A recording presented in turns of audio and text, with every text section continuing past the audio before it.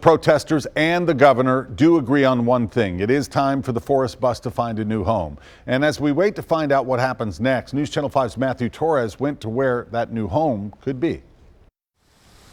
From his military career to his dark and brutal past. This is the creation of the Klan in Tennessee. The Tennessee State Museum has parts of Nathan Bedford Forrest's life on display. I'm standing in front of a section that talks about General Forrest. The Confederate general, slave trader, and first Grand Wizard of the Ku Klux Klan is one of Tennessee history's most controversial figures. Museums are the place where we can discuss the good things and the not so good things. Which is why many argue his bust at the state capitol should move here. After years and recent weeks of protest, the State Capitol Commission voted last week to relocate it to the museum.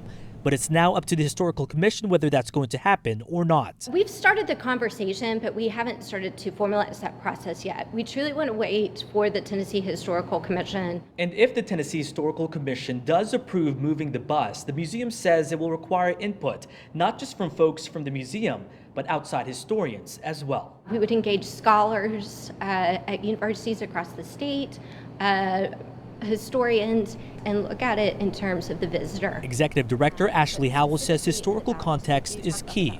If removed, she hopes to fit the bus right in with how the museum is already telling his story. Given the current interpretation within the State Museum, I think it's important that we continue that current interpretation. The state's history at the museum is already told in chronological order. Since the bus was commissioned and installed in the 1970s, it could be placed in this more recent gallery.